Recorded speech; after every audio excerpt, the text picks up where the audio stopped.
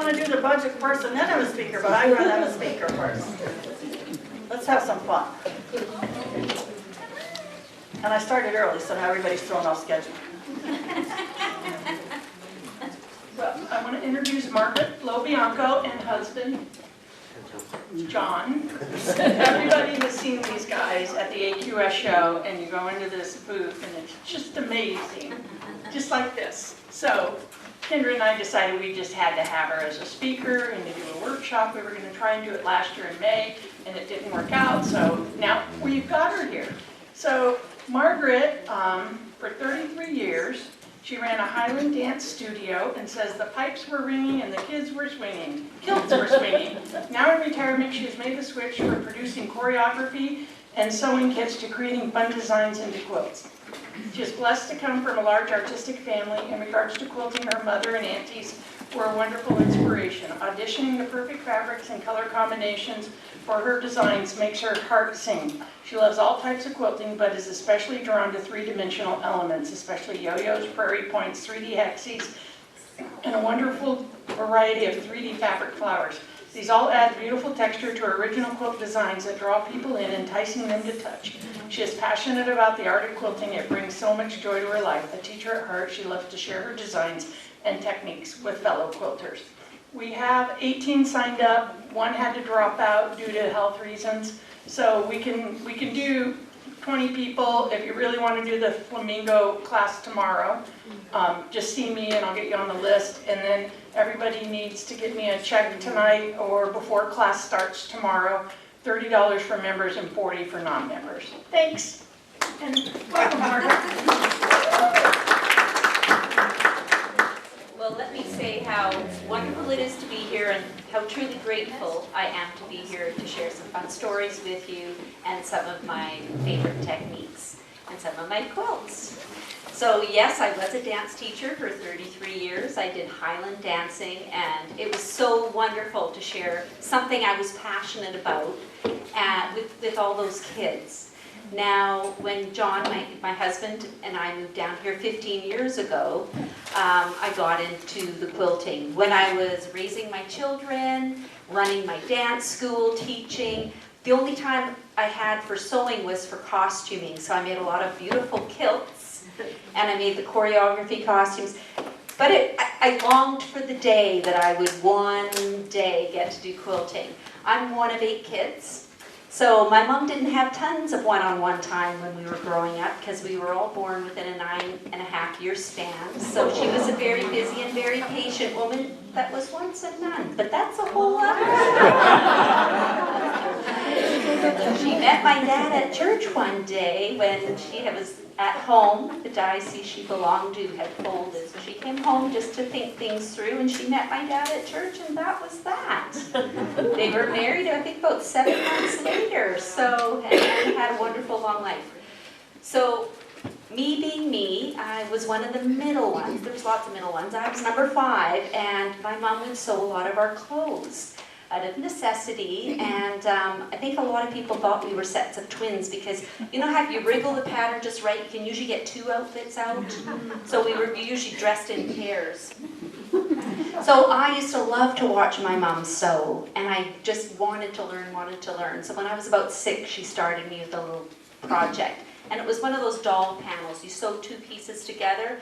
Well, I had so much fun. I loved it and I was hooked. I really wanted to learn to sew. So where she could sneak time in over the years, she managed to pass on more sewing skills so that by the time I was in junior high, I could make my own clothes. And then when I went on to dancing, it was the costuming. And then when we retired down here 15 years ago, like I said, I finally had time to do what I had been longing to do for a very long time. That was to get into quilting. Before I left, my mom had started to get into quilting, and she had taught me some basics, but like I said, I had no time. So coming down here, I warned my husband when we came down here, you know, I'm going to want to do this, and I kind of, when I do something I really want to do, it's usually, it kind of takes over a little bit. So having a big growing family, we have 6 kids, we're like the Brady Bunch. When we got together, we each had 3 children, so we had 3 girls and 3 boys. So they're all between the ages of 37 and 43 as of last week, and have blessed us with 15 beautiful grandchildren. So with all these kids, there was always a wedding, a special birthday, babies, and being one of 8 myself, nieces, nephews, blah, blah, blah, blah, always quilts to make, fun things to do and give away. I know how generous quilters can be, and I'm sure you all give so many things away to happy recipients as beautiful gifts for special birthdays, etc. So people would come into my house and they'd go, Margaret, I thought you were a quilter. Did you make this? I said, no, Mom made that. Oh, then you must have made this. I said, well, no, that's Mom again. Are you really a quilter? Are you a fabric hoarder? I see your room over there. It's all about the stash, right? You gotta have the stash. And then when you get the stash, how do you get it in the house without the husband seeing it? Always a challenge, but I got pretty good at it.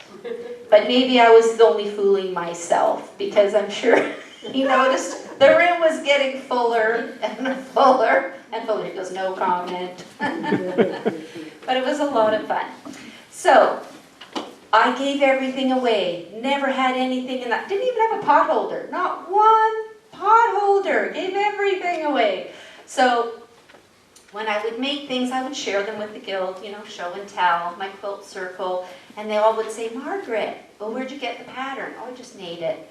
Well, you should make patterns. You should make patterns. They told me for years, you should be making patterns. And I thought, well, there was never enough time, because there was always something. I had to make something for somebody, and then you give it away, and then it's gone. And to do the patterns, you kind of need the samples, and so now I have quilts in my house.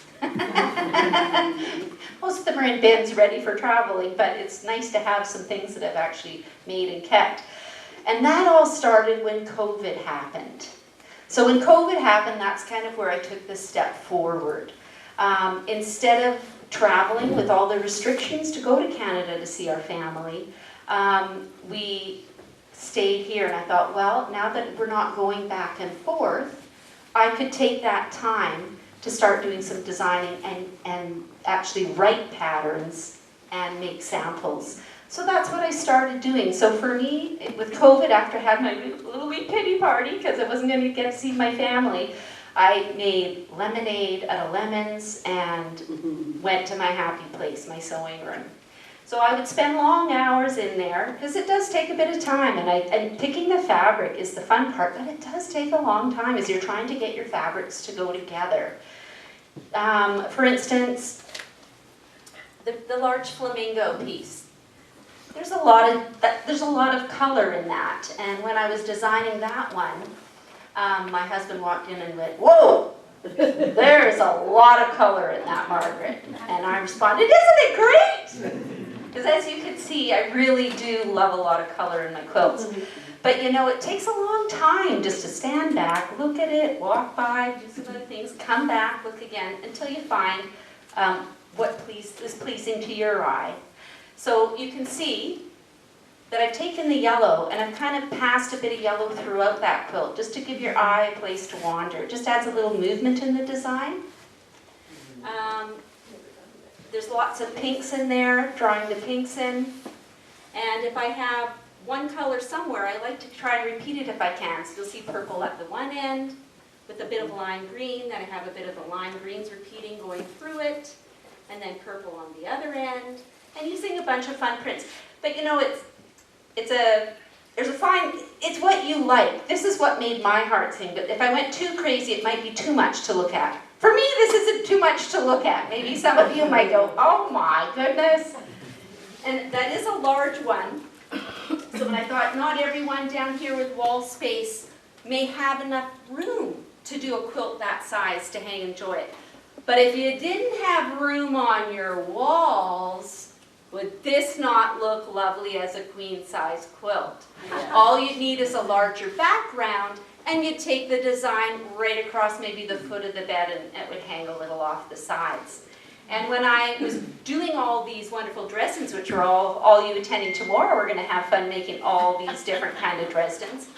The smaller version here, it has 5 different of the beautiful Dresden flowers. And this one Single quilt. If you had a spare bedroom or a granddaughter that loved flamingos or something, if you had twin beds, they could be looking at each other, talking to each other. So you'll notice also that the center of these Dresdens have the 3D dimension. As I started playing and doing my patterns, I realized how much fun it was to add 3-dimensional elements. I love them. I love the yo-yos and the prairie points and all the flowers. I just adore them. I'm addicted. I sit and do them all the time and just have a basket. Basket in the car, basket in by the sofa in the living room, which I tuck away when people come over, but it's there. It's always close at hand. So in doing this design, I wanted to be true to the Dresden. So I made these beautiful tropical leaves with the Dresden ruler. And this is a 2-toned wedge. You sew the long strips together, you cut them into segments, and then you put your Dresden ruler on. And those of you tomorrow, I'll be reminding you and going over how you have to make sure the same color is always on the same side. So if you want the dark green on the left, keep it on the left, or else you join the special club, of which I am a member. Every class I teach, we usually get one new member that might accidentally cut the wrong color out on the wrong side. It happens. That's okay. I say, well then, if you have room, if you end up getting more than 1 or 2 or 3, then you can make one of these little ones, and maybe the color's going the wrong way. But would anyone notice? Probably not if it's in one cluster all by itself. So I have a little fun, doing a little fussy cutout at the top here. At the bottom of, and this design has the big lizard at the top. This one also has one peeking at the bottom. So if you have any lizards cut out, big butterflies would be pretty. Wouldn't a big butterfly somewhere in here, a butterfly around her face, I thought would be pretty too. So as I designed, this was one of my earlier ones. My first one that I designed actually was this fairy quilt at the bottom. Some of my quilt patterns have many, many different kinds of flowers and embellishments. Some of them just have one. So the fairy quilt over here, I was reading my granddaughter a bedtime story about fairies. She believed they were everywhere because she could see them. She's so cute. She's now 12, but she was 5 at the time. And I just had fun drafting that.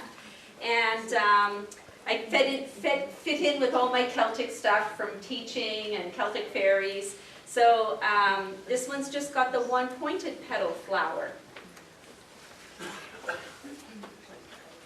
Now, I find that for the amount of time it takes to make a 3-dimensional flower, it's faster than hand appliquing something down.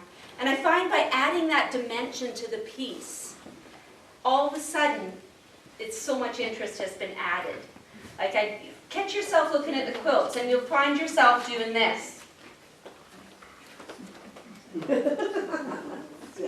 It draws you in, and this one here in particular has got a lot of small dimensional elements, because they can be all sizes, depends how crazy you want to take it, and I like the crazy.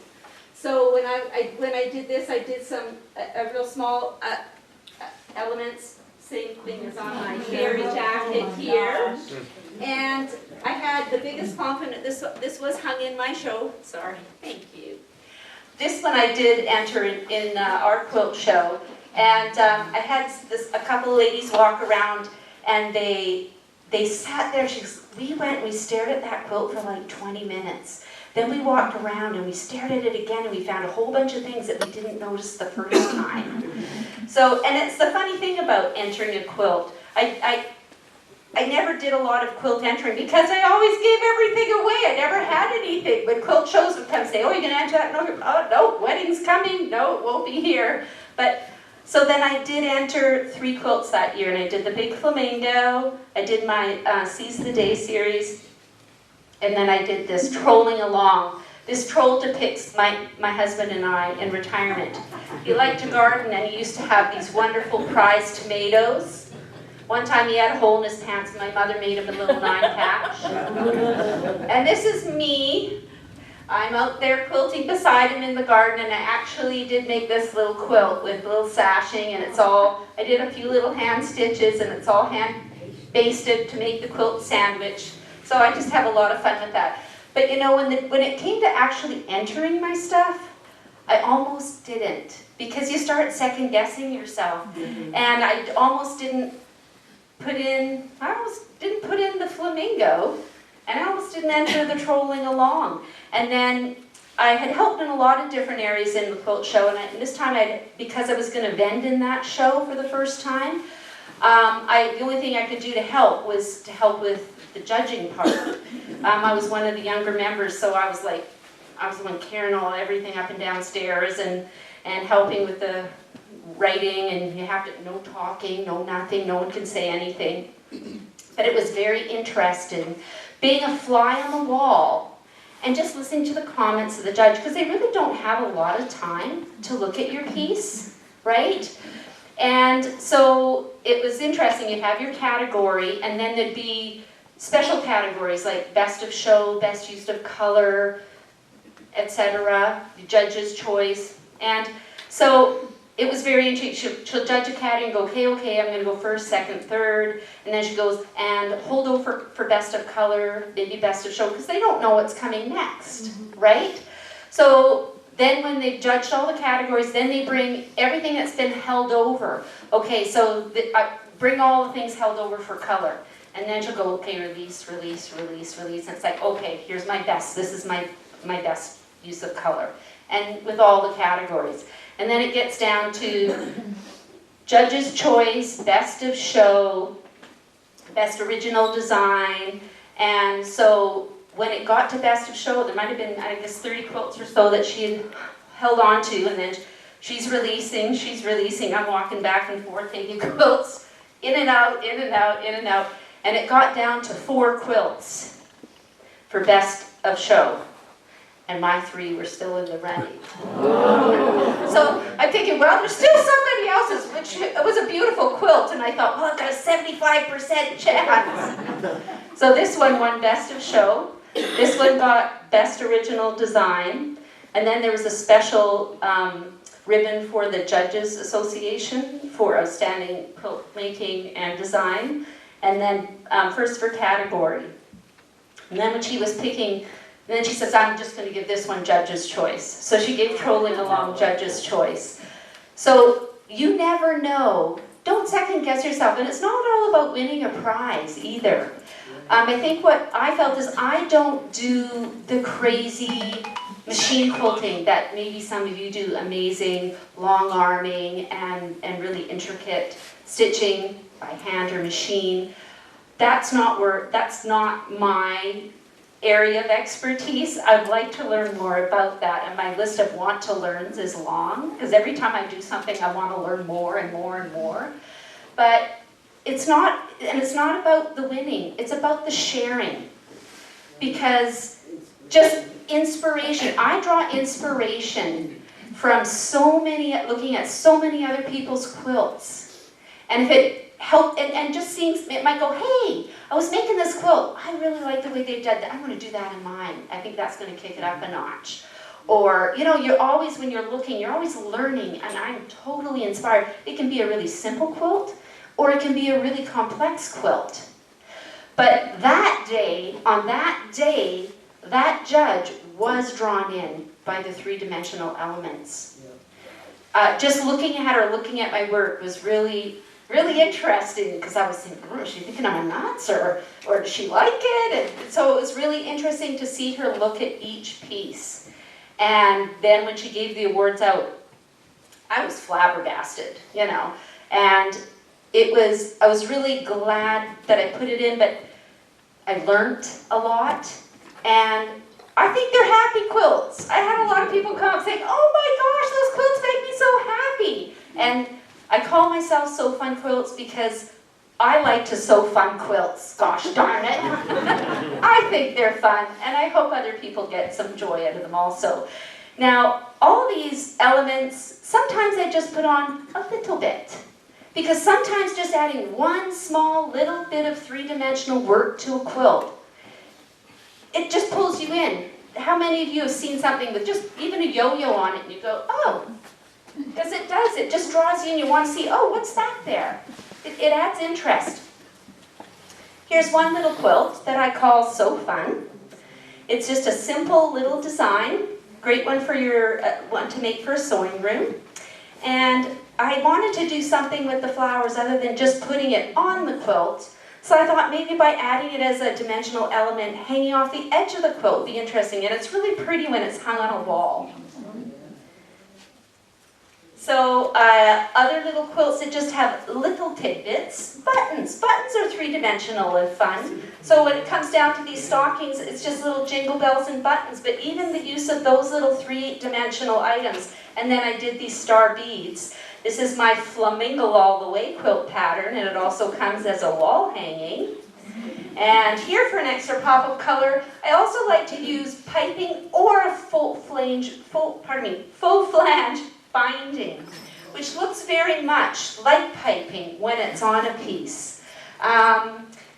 Over here, this is also a faux flange binding, if you can see the hot shot of pink. But if you're going to do a faux flange binding or piping, it's really great to use a really bright color. If you're going to take that extra step to add something in, you kind of want to see it. You don't want to, oh, I didn't notice that. You know, I want to see it, and it really can help pull the design and color out of that design. So I find that little hot of pink, it just really adds that extra little something. Now here, if you can, when you get up to have a look later, I covered, I don't know if you can see this, I'm just going to pin it. So I put a piece of the fabric covering, this has a flange, this pattern has a flange in yellow, and the faux flange binding has that hot hit of coral, which is in my Flamingo. And I put the fabric over the top to sort of show, well, yeah, that border fabric's really pretty, and you know, it looked really pretty. I thought it matched my corals, and it was really fun and cheerful. But then you'll see what it looked like if I'd only done the floral fabric. It was pretty, but when you see the difference, for me, it made all the difference, adding that little bit of yellow, that bright yellow for the faux flange, and then adding that hot shot of coral. So if you've never tried a faux flange binding, it is a fun thing to do. It's easy. It's not hard at all. You take instead of your binding being in one fabric in a strip, you're sewing two strips together, pressing them wrong sides together.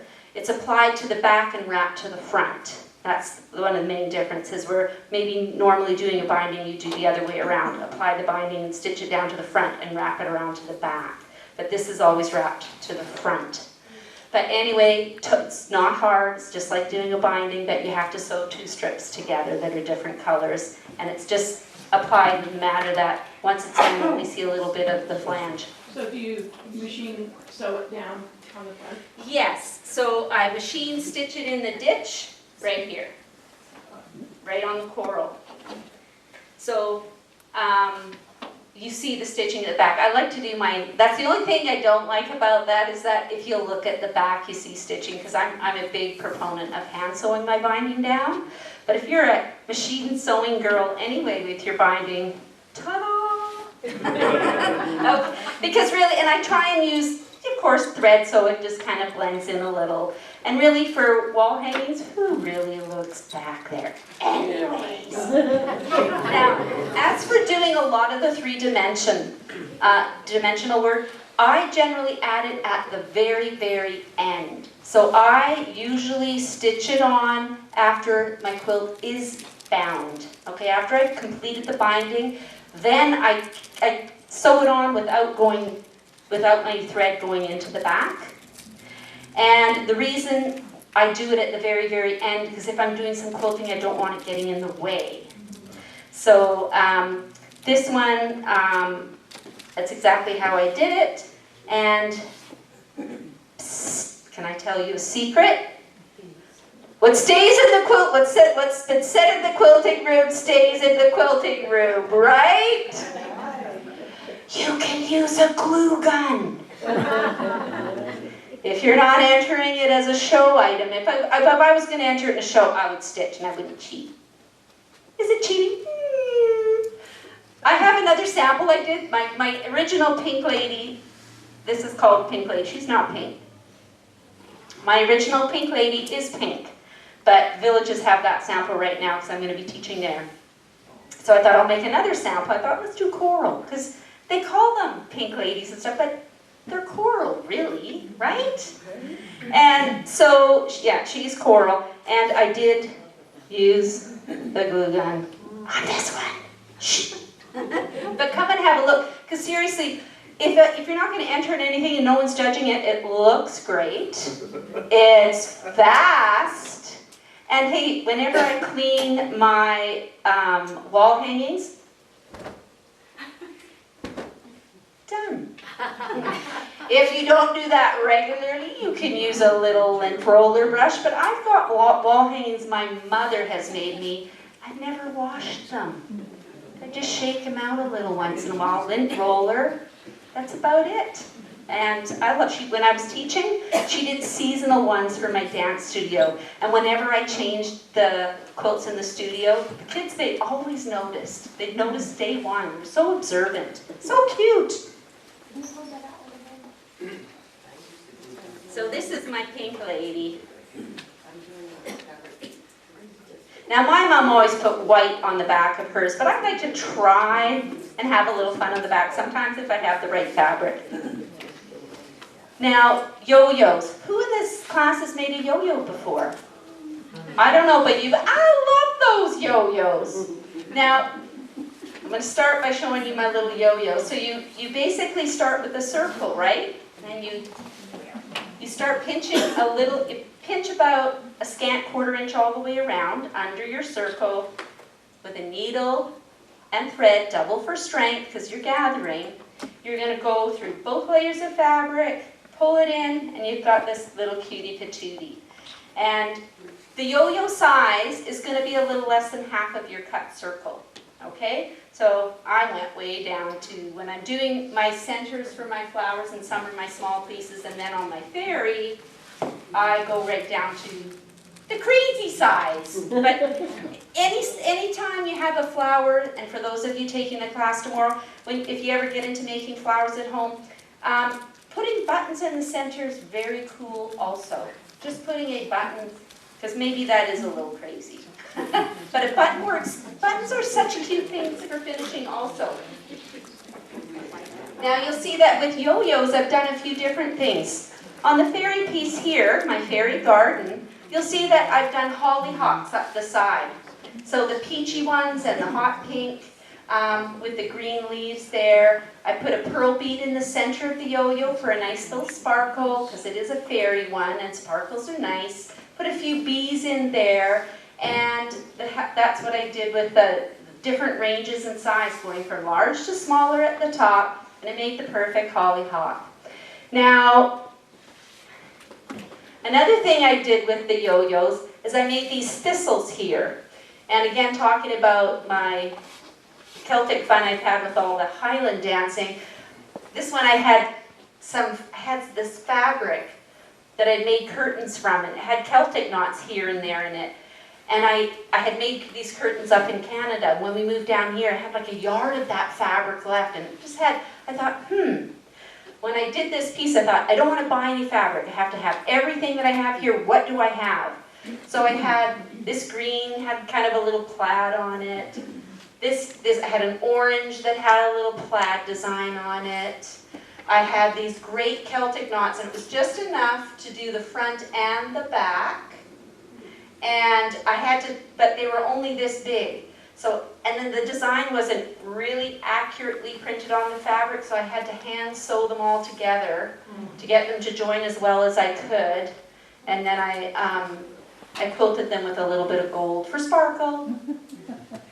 And then I actually quilted the sky with Celtic knots and a little bit of beads and sequins for a little bit of sparkle. And for some reason, I don't know what got in my head, but I decided I'd do a wedge background. So there's like 700 wedges in there. I didn't realize, I had no idea that's what it was going to be when I started that idea. Just started cutting of it. Oh, that didn't go very far. I gotta cut some more. Still not there. Cut, cut, cut, cut, cut. But eventually I did come up with the right amount. And the problem was I didn't have that much fabric. That was all the fabric I had. and it was an ombre. Then I ran out of the ombre, because the wonderful thing about an ombre is that, of course, it goes from light to dark, and it's all in one color. So if you're doing something with a quilt and you want more than one color, and you really want it to go together, without a doubt, because it's from that same piece of fabric, that with the different hues, it's going to work. So that's what I was doing there, and I wanted to have it all light around her, thinking she was kind of illuminating the space around her, was my idea. So now, I know that, I think it was the AQS show last year, you'll see some of the quilts with just going to ombre fabric for a moment. My Tropicalicious Dresdens, these ones, you have the ombre fabric in the background. So again, it just brightened in behind the flamingos. And then I had like 1.5 yards of that fabric. Because I'm always buying fabric and adding to that stash and sneaking it in the house, and you just never know how much you're going to get. And I had that sitting there thinking I was going to do something with it someday, because, you don't buy it and use it right away all the time. Sometimes you just need it. So I had just enough to do those 2 pieces. But I wanted to show you this piece here. This one, just to show you what ombre can do. Now, at the AQS show last year, there was a really pretty quilt that was done. And if you looked at the background, it had the ombre. It was a floral applique. But it just goes to show how it can make a simple quilt into something special. That's what I call letting the fabric do the work for you. Because you can see how you get that glowy look in the borders when it goes from light to dark. And then in the center, I didn't show as much of the white. This is all the ombre fabric. You can see how it's light. You can still see it's kind of glowing around the Dresden plate and then coming up to the darker shade. Now, the story, I love hearing stories about quilts, so I love it when people share, and I do show and tell, and they tell the story of the quilt. So the story of this quilt was that there was a lady who passed away in our guild, and apparently she had made a couple hundred Dresdens. There was over 200. They didn't want to not do anything with them. They didn't want to just give them to Goodwill or something in case or get thrown out, because you just never know if they'll be kept or used, and they wanted to honor her. So they decided to make a challenge. Grab some Dresdens off the table, ladies, and make something. So this, I thought, okay, I really didn't have time, but I thought, okay, I'll do this. And I thought it'll have fun. I'll have fun showing just how nicely an ombre fabric can make a relatively simple project something more special. And here you can see that I added the flange, a little of the purple flange in here just to bring the color out. So I had kind of fun with that one. And on the back I found, since I have daisy flowers on the front, if you look up and see them, I found this cute daisy fabric that I put on the back to match the daisies on the front. Beautiful. You should make kits of that. Wouldn't y'all buy one? Well, I do have some of this ombre fabric here, and it looks like this. So when you buy the fabric, it looks like this. So this one. And then I have it in the turquoise, which is great for sea, water things. And then the pink, of course, I like using the ombres in my flamingos because I knew that I had 3 different pinks and I could go different shades. And I knew, without having to audition the fabrics, that I knew that they were going to go together using different shades of that same color. It worked really well. Funny story. My 16-year-old granddaughter, when she was 11, 12, she made herself a quilt. I really love teaching the kids how to sew. When they're about 4 or 5, I can start with them. They sit on my knee and I put my hands over theirs, put the sewing setting on slow. They love it. It's so wonderful to be able to share your passion of creating and quilting with your grandchildren. So she auditioned her fabric, and being a dancer, she was making a big game of it. It was like, okay, everyone's out. Okay, we're all out here. Okay, you and you, thank you for coming, but not this time. Okay, so she was really auditioning. She had a really good discerning eye for color. I was so pleased with the colors that she actually picks. Usually I just do a pile. And the guild where we were in Canada was having a sale, so she went. She picked a lot of it out. Then we dumped it, and she collected it, and It really turned out well. So that was a lot of fun. So another quilt to talk about, I want to talk about this one. This one is called Seize the Day. It's like a block of the month series, so that each block can be purchased separately, or to do the quilt you need all 7. But wait, there's more, because each block has a secondary project. Maybe you just love the dolphins and the pelicans and the boats in the sea, and you know, you could make a nice wall hanging for your bathroom. But it also, if you break the design, it makes 2 really cute cushions. And this one just had piping to go around the outside, but so much fun. We had little yo-yos for the palm trees, and the sails on the ship are actually embroidered prairie points. I actually folded ribbon to make the look of prairie points, in keeping with that block, in the sun. And then number 2 is Seize the Day in an amazing way. And who wouldn't love a big pillow? I taught this class once for a store, and the lady said, I have brown grandchildren, so when she came, she was making 2, and hers were brown. And they were beautiful. I have 3 brown grandchildren also. They're half Filipino, and my daughter-in-law is one of my favorite people. She's just such a sweetheart. And they're triplets. I got to go and help with them for 3 months. It was the most wonderful, exhausting experience ever. And I was a little nervous because it was in isolated northern Canada. So half an hour drive to the nearest town. And when we brought the babies home, it was like snowing and ice on the roads, and I'm not used to that. I was from Vancouver Island, and we didn't get a lot of that weather there. Has anyone been to Vancouver Island? It's the Florida of Canada, people. We have palm trees on our golf courses. People don't realize that. Okay, so the next project I have over here. Now, this crab here, I've got just touches for the yo-yo for the eyes, and then I put in these prairie points here for a little bit of texture. And then I thought, oh, what about a reversible Christmas apron? So I made it with the coral as a Christmas tree, and the crabs putting candy canes. And so the apron could be used all year. I just put a fun flamingo print on the other side. But aprons also make fabulous Christmas gifts, so I thought with the Christmas motif, that was lovely. And then I had the fish, oops, skipped one. So on the back of this quilt, I can do so tearing, I have the fish panel elongating, it's the party on the back. Woohoo, fish party happening all the way up there. So here I did it as a, it would make a really cute wall hanging as a block. But here I did it as a table runner. No, I didn't have, the fish didn't party last night. It was just, I did just, of course, reverse the designs to go for each end of the table. So that's the fishy block. And then the prairie points. I don't know what it is about prairie points, but I really love them. They're just so fun. You can make the plain ones, you can line them, you can embroider them. And then you can do this really fun inlay strip if you want to do a whole bunch of them, which I thought was a really pretty element in this quilt. And again, as I said, it draws people in. A lot of people like to come in and go, how do you do that? So this is a real fun thing to do. Prairie points themselves are just a square of fabric that you fold and you fold. However, if you're going to do a little bit of embroidery, I did a little bit of gold on the prairie points that are going up the back of the seahorse. So I cut, if you want to cut like a 2-inch strip, fold it and press it in half, wrong sides together.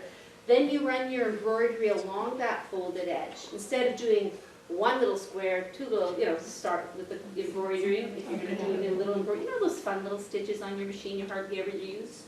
I started using them, and they're fun.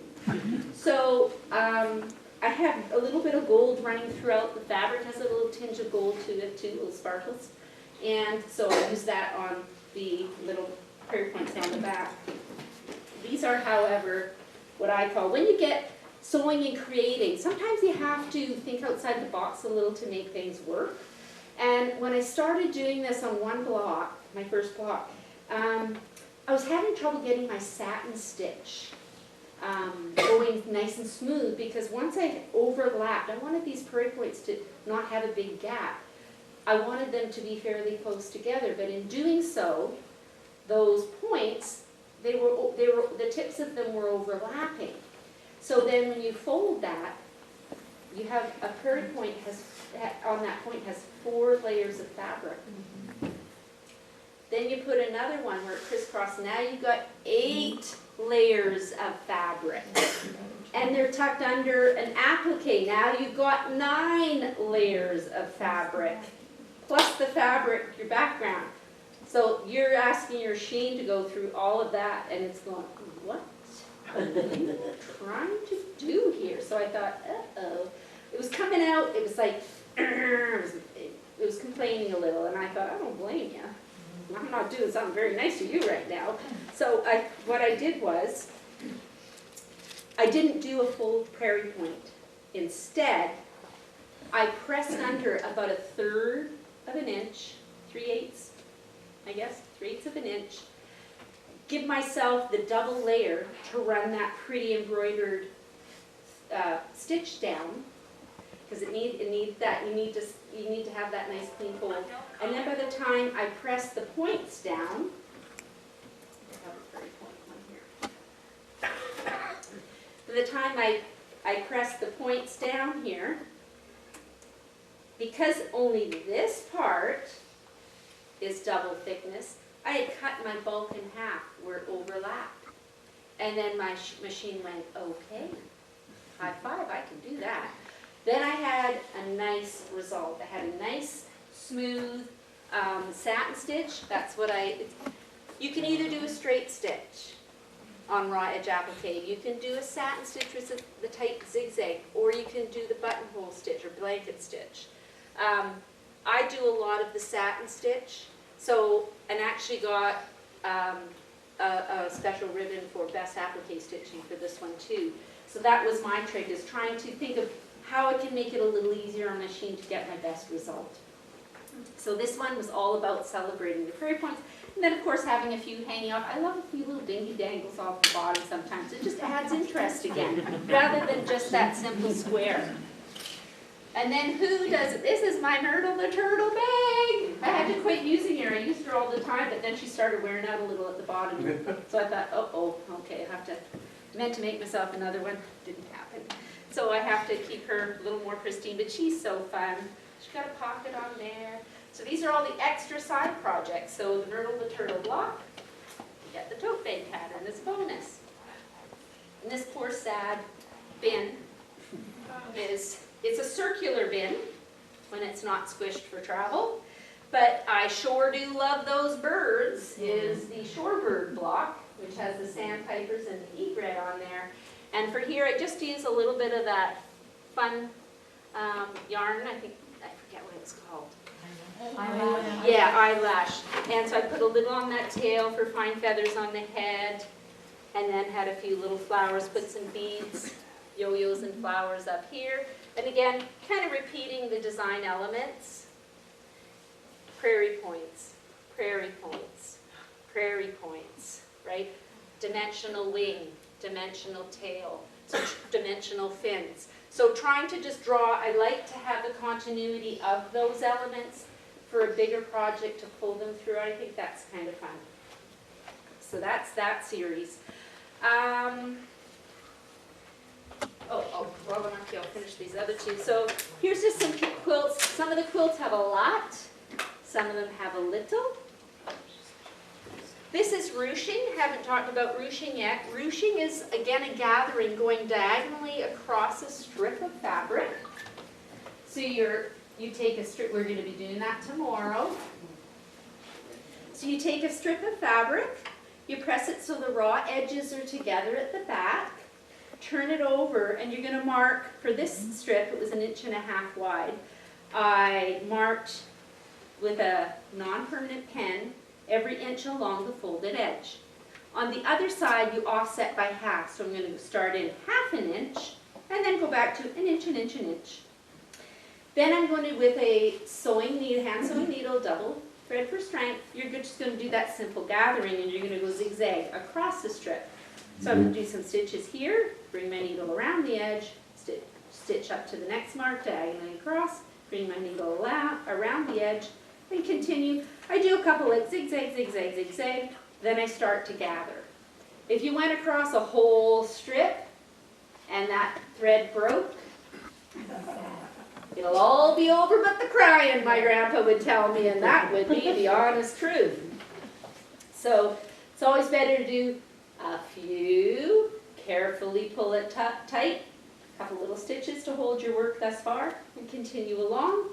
Zigzag, zigzag, zigzag, stitch, stitch, stitch, zigzag, zigzag, zigzag, till you go across the whole strip. Because when you're trying to do something a little bit bigger, you're going to need more than one width of the fabric to do it. Tomorrow we're going to do have strips that are 2 1/2, 2 1/4 I think we use for tomorrow. And gives us a little bit, then it's a little bit less. Strip's a little wider, it'll be a little bit bigger, and we'll fill it faster. What size However, needle do you use for the ruching? I just use a regular hand, I'm not that fussy. So I everybody just bring use- a hand needle You'll tomorrow. definitely need a hand sewing needle. I have a few extras with me. But ruching, for this one here, this is who should be thankful. We all should be. There on the other display, you'll see the scarecrow. That's Sammy the Scarecrow's Fall Fun. We incorporated a bunch of fall elements and fun flowers into that design. A few little wisps of straw and bits on the corn there. But that is ruching, and if you go up and look at that, that was a batik fabric, and it had a little bit of beigey spots, a little bit of green, and I was just so pleased with the way that came in. It looks just like sunflower seeds. So be sure to have a wee look at that. It also, ruching, I find, again, if you're looking for some detail on a tiny scale for some of the designs that I do, my fairy pieces, troll piece, it made lovely little details on these little wee flowers that was so pretty. So you can see them on the boards, and you can see them on all the quilts. Just check it out. The other things that I've done up here, this is just, okay, grandbaby number 14 was going to get it, but he didn't. I still have to sew two sides of the black rickrack on. But again, just a fun little scene here. I've done a little bit of ruching for the butterfly and the snails, and then a whole bunch of different yo-yos, and then some fussy cuts from fabric. So what a fun thing and a fun little plaything. I stitched them down really well for kiddos. Now, since grandbaby 14 wasn't getting it, I did put beads, but probably if I was going to give it to a young child, I would do a French knot with a bit of wool, so that we know that that's not going to be a choking hazard. And for people just wanting to try a little bit, looking for a fast project, just doing the one flower. And this is a pointed petal flower using a full circle of fabric. And just,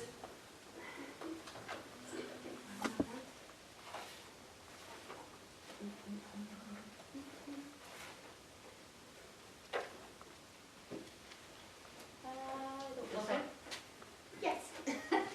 I saw what looked like a Thank you flower so on there. So there's 2 pointed petal flowers that I make, okay? There's this one here, these here. They're made with half a circle of fabric. So if you only had so much fabric of one type that you wanted, and you were short, you had a little bit less, you definitely want to make your pointed petal flower using this method. So you take your one circle, you cut it in half, then you fold those halves together, good sides together, and then you string sew them all together. Then we're going to clip them apart, and then instead of trimming them at the corner, because I can remember the very first time I taught this to my guild, I couldn't believe how many people cut the corner right off, and we had holy flowers. So it's like, oh, I've got to think of something different, because I thought that wouldn't happen, but it did. But if you just pinch the top of that seam allowance down, you can look at the boards up close. You can spread this out and it makes a little triangle, and then you finger press it open. And just by pressing that into that little triangle, when I turn that, I'm gonna be dispersing the bulk. So when I flip it, even though I didn't trim it, look at, the point's still pretty nice. This is a little wee guy, but it works good for all sizes.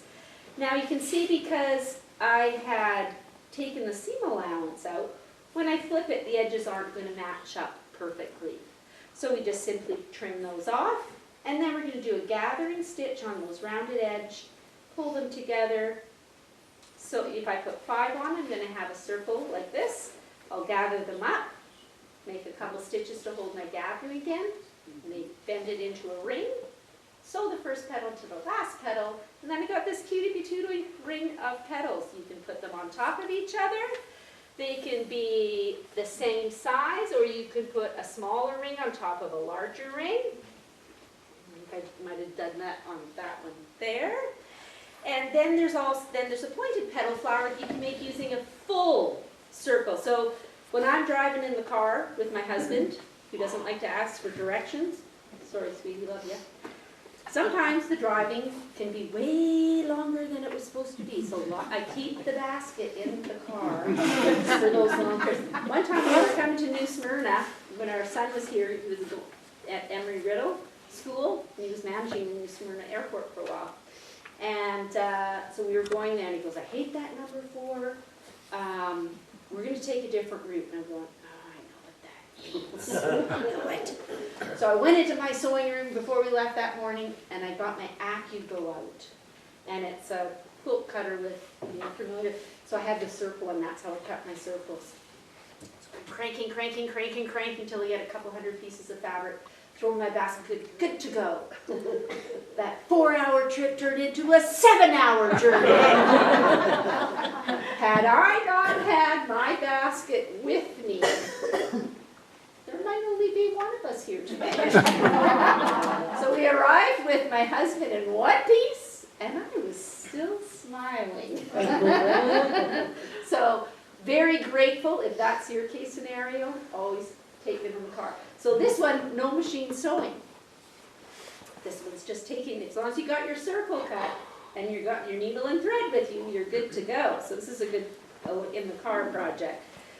So you're going to fold your circle, instead of cutting it in half, this time you're folding it in half, good sides together. And you're going to fold it like a prairie point, bringing it down so the opening runs up the center. Now I've got this raw edge here, the circular raw edge. I'm going to take my needle, double threads for strength, and I'm going to gather up those stitches. And here we go. You can make them really little, and you can make them whatever size you want. So that's making them, so that's a little heavier of a flower. This one here is done this way. I made these ones heavier, and for children, because it had the slip up the front, I really stitched this down well, so you know how kids will pick at things. It'll also machine wash and it'll lay flat. So that's why I chose this one for this quilt. Princess is on the back. Do you have a book of your different little I don't, and I know it's something I have so many ideas going around in this head. My friends go, Margaret, I wish I could see inside your brain. And I went, could be a scary place to go, I'm just saying. I don't know, be careful what you wish for. book right there, don't you think, ladies? Well, She has in my all those patterns, books. Yeah. I have all my patterns there, and there are instructions inside the pattern for whatever flowers are in that specific pattern. Just to quickly go over some of the other ones, I have my She's So Witchy.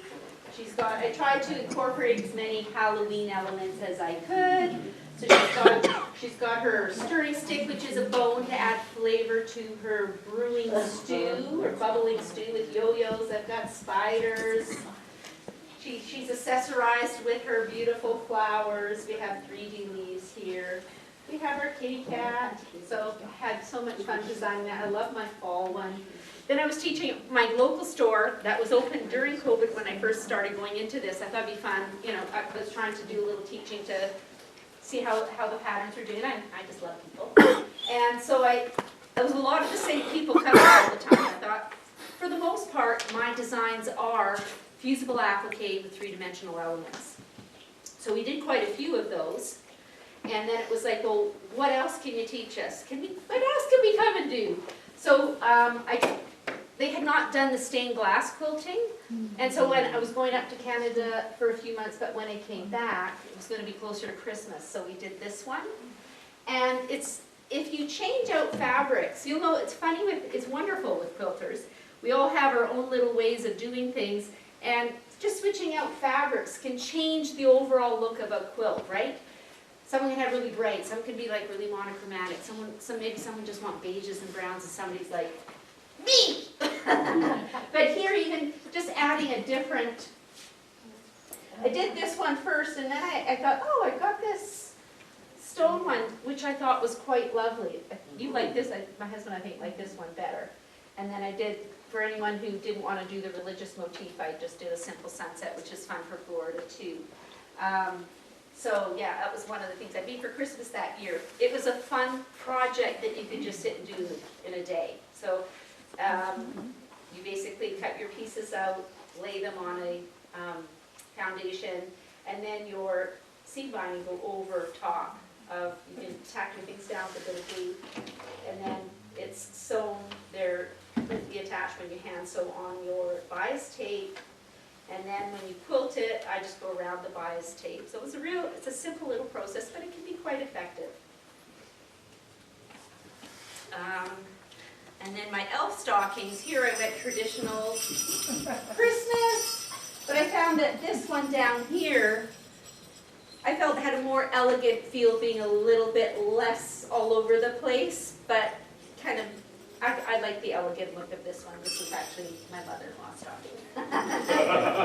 I'm borrowing it now that Christmas is over. Super fun to make. So this is a strip foundation piece. I've taught this class a lot too. So it's a fun thing that you can do leading up to the holidays. And it's a wonderful thing if you sew with your grandchildren. And I really love passing on these skills to the kiddos in the next generation. I just pre-cut a bunch of the strips for them and they pick them out. And so you're sewing them to a foundation. And it's a really easy process. And then the kids would just sew the fronts down. Then when they were the younger ones, I would assemble the rest. I'd do the cuff and sew the front and back. The toe is stuffed so it stands up. And then one of my grandsons goes, so I get, yeah, here, surprise, I've got your stocking, it's all ready. And he goes, Grandma, you stuffed the toe. I said, yeah, see, it makes the toe stand up really nice. He goes, yeah, but you know, if you hadn't have stuffed that toe, maybe Santa could have fit in one more stocking stuff. Get a little stinker. So I thought, oh, he's still the cutie pie. So those of you when you're designing your Dresdens tomorrow, don't get too worried if you have some rejects, like you audition them and they don't make it into your piece, because any leftovers make really pretty pillows. So I love this little pillow. This prairie point I finished a little different with woodcraft. We'll be going over that tomorrow, and prairie points just to add a little bit more dimension. And you say, why would you do that when they already have a point? But it was just to add the dimension. And said judge, she was like, oh, she actually picked up on it and was going, oh, I kind of like that. So she must be a kindred spirit, I don't know. I can't remember her name. I know she was from somewhere up New York. There are times when you don't want any 3D or very little or strategically placed, and that'd be for something like a table runner. So this table runner, I made it reversible. And as I was saying earlier, I am not one of those super fancy micro machine free motion quilters. Maybe someday, but not yet. So wanting to make this reversible, when I quilt my quilts, I generally go around the appliques, then quilt the rest of it. And if I did that, then the stitches would have looked funny on one side and the other side. They wouldn't have lined up, right? So I thought, okay, think outside the box. How can I do this? So I thought, okay, if when I'm making my wall hangings, I will use a Pellon fusible fleece, and they come in different thicknesses. So I'll use the thin one, and I fused it to both halves. Quilted them, and because that product is a little stiffer, it won't really catch in your feed dogs, I found. So then I could do my quilting. So I did, you can't really see it too much, but I did some rows of decorative stitching. I kept it fairly simple. Went around my appliques, a few rows of decorative stitching, and then I did my stitching in the ditch. I do a lot of stitching in the ditch.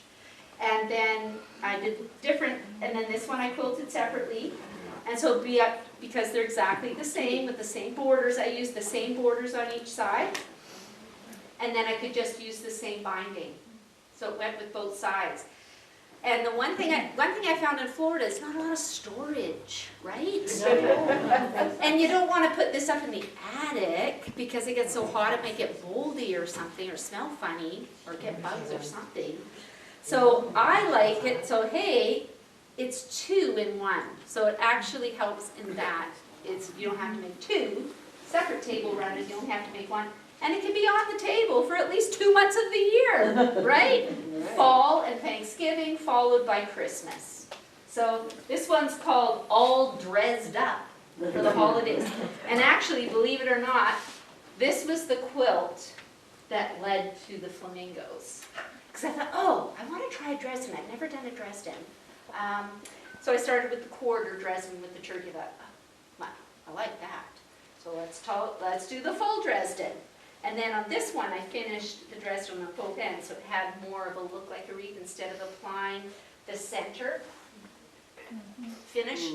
Just finished it, made it look more wreath-like, and then that led to that. And then when John said, oh, color, honey, that's a lot of color. I actually went through and I made a whole bunch of black, white, and gray, which people come to class tomorrow, I'll drag them out and show you all those. I had another idea, still haven't done it. I've got the Dresdens done, it's like for a few years now, but not enough hours in the day, there's just too many. But I have an idea of something kind of along this line that I'm going to do, and it's going to be a monochromatic. Another thing I did with the class, a simple foundation piece. This one's a turtle design. Again, using those decorative stitches can be really fun once in a while. So this is just a one little day easy project. And it's fun. You could do birthday fabric. You could do Christmas fabric. I did it with Easter fabric on the side over there. But just, it could be, and then on the other, like if I do, I'll try and make it reverse, so I can reverse it and use it a little bit more and put Christmas fabric on the back. So I try and do things like that. All right, and then, because I like sewing with my grandkids, I love my grandkids. Sometimes they're real monsters. So I did this quilt, and I gave them to my grandkids. One of them's named hers Molly. They sent me pictures of them sleeping with them. It's really cute. So I had girl ones and boy ones, and the girls had 3-dimensional flowers. The boys had the little dimensional bow tie. And so I had made them to sell, but this wasn't necessarily my favorite one. But anyway, this is the only one that was left. And somehow the quilt did not come home from the show. So I had to quickly make this one. It's a little different. It should have an extra row around it, which makes it a little cuter, right? I put Minky on the back so that each little monster has its own quilt. So this little quilt is called Monstrously Fun. So for the kitties, they love stuffings until they're 12, you know. And yeah, so you know what? This was a storybook at PJ's, perfect presents for grandkitties. A lot of fun. All right, so then, my last but not least, I started a new series. We ended up being in Canada for 5 months this summer, renovating a house we had purchased up on Vancouver Island, which one of our kids who just moved all the way across from Newfoundland, they sold their house in Newfoundland back to Vancouver Island, we're so excited, so they're now living there. But we spent almost 3 months renovating, and when we reno, we do every day.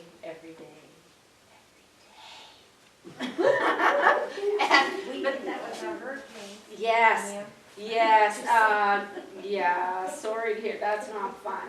And so, yeah, I feel your pain. And we were so exhausted when we got back, after we got things squared around here, we had a couple, our car just took the major hit and we lost a couple pieces of soffit, so feeling blessed and lucky that we were spared.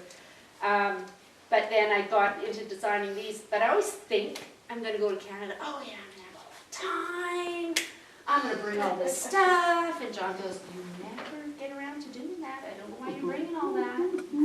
Because fabric's so expensive in Canada. But if I have, you can't always get what you want, and if I have what I want for a project from my stash, it's there. He's caught me. You know how some suitcases have a little zipper in the lining? And I had no room or weight left in my bag. So, when he was out of the room, I opened the zipper onto his bag, and I stuck it on my bag. It's like, and he's going through his ways, oh my God, my bag's so heavy. And he takes stuff out and he goes, what's happening down here? It's true. Oh my gosh, that's so crazy. Yeah. So anyways, my new series is called Flora and Fauna Fun. And each block will have little wee critters with some three-dimensional floral elements. So this one's called Nuts About Squirrels. And each of these blocks, they're about 18 inches. And there's going to be 9 blocks in total. And each one's going to have like a circular design. And so they can be done as separate wall hangings. They can be put together as a 4-block quilt, and then the larger 9-block quilt. Now this would be sweet either side of a table runner, because if the center was just left flat and quilted, you could put a candle or a centerpiece or something, right? This would be fabulous for fall, or if you're squirrel. Then I have my little froggy. This one is the only one I have now written, and actually you're the first ones to see it, and I just finished producing the pattern, which is for sale today for $11.99. And here, if you want to come have a look at it, I used, again, some of those fun stitches on your sewing machine. It looks like I'm a really good free motion quilter. I'm not. But if you look at this, they're going to go, oh, wow, she's a really good quilter. I'm really good at making it maybe look like I am. But, because my friends and my friend's husband saw that and they went, oh, Margaret, that's really nice. So it wasn't, I didn't have super duper skills. It was just because that machine had a nice stitch on it. I don't think they sell my old Janome anymore, but I do have a Janome. So here I use a little bit of beads. And I did like, I guess I didn't leave any of them plain because, you know, you got to add a little bit of something. So this one I decided rickrack. Now I might go in and just put a little bead at each little bump just for fun, but I didn't do it yet. I always think that the things that I think I'm later going to do, don't always do, because I'm too excited to try the next one. The froggy, we've got the lily pad, I did ruching for the bulrushes, and I kind of quilted this. The fun thing I did here with the quilting, I did one decorative stitch diagonally. To do my quilting, I drew a line diagonally across from corner to corner. I traced the circle with a non-permanent pen first, and then when I appliqued down my vines and some of the leaves that I tucked under here. But then I don't put, again, anything else. I only do the flat applique and I leave the three-dimensional stuff off until I'm done quilting. And then I just drew that one line from corner to corner and just did the width of my walking foot. Parallel lines diagonally. And then the vine didn't go all the way around in any of the designs. There'll be an open area. I just like that. I just like the look of it. And I just quilted to finish off the circle. And then I filled in these areas with that fun little, it's kind of like a stippling with a loop. And I thought that was really fun. And so another thing that you could do, I made this ladybug pillow with the mushrooms. I've got, one of my daughter-in-laws has a hobby farm on Vancouver Island, and she's really she loves mushrooms. I thought of her when I was making this. Now, a lot of times you make pillows, and you've got everything nice and square, and then they put the pillow form on, and then the corners are like empty, So you have to taper down. See how the edges are? So about the last third, you take it down about half an inch. So in doing so, then you don't have those empty, funny, pointy corners sticking out. So that's a tip for pillows. And that, I think, is about all I have for today. But I hope that you will honestly, if you've not tried three-dimensional work, I hope you'll even just do a little wee yo-yo. I mean, these things have been around for 100 years. I think it came over from the Philippines about 100 years ago to the U.S., so who knows how long it was before then. But they've been in the States for about 100 years. But the flowers are so much fun, and I'm really looking forward to working with those of you who signed up for the class tomorrow. So I do have, if you're interested, I do have some of the ombre fabric, and I do have some of the patterns. Oh, one other pattern here. Everyone's so flamingo crazy. I did this sweet little pattern. It's a placemat and little mug rugs. Wait for my friends. So, thank you for having me. And before I go, I'm just going to give one, oops. I'm going to read one little thing. When the world went crazy with COVID, I've never been so grateful to have something in my life that I'm so passionate about and brings me such joy. And how grateful I am to go and share that joy with other people. I love it when we have teachers in and I get to learn. The more I learn, the more I want to learn. I'm just a quilting addict like some of you might be. So I like to read my favorite thing about great gratitude because Can you use the microphone, Oh, sorry. please? Yes. Okay. So my favorite saying about gratitude, because we're all lucky. We're all lucky that we are able to do quilting, that we're able to gather with our quilting sisters and brothers and just share and have joy and creativity together, share making things, teaching other people. So life can get crazy at times, but when life gives you scraps, you make a quilt, and don't forget to count your blessings. Be grateful.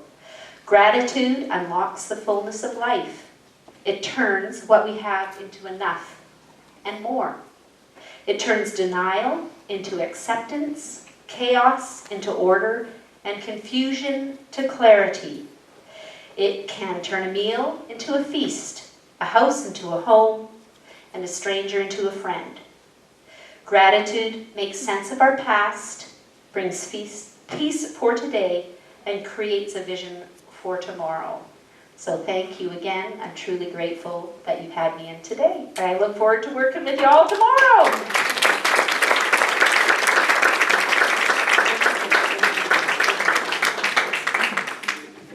Feel free to come and look at stuff. Sometimes it's hard to see when I'm just holding it up, but have a little peek.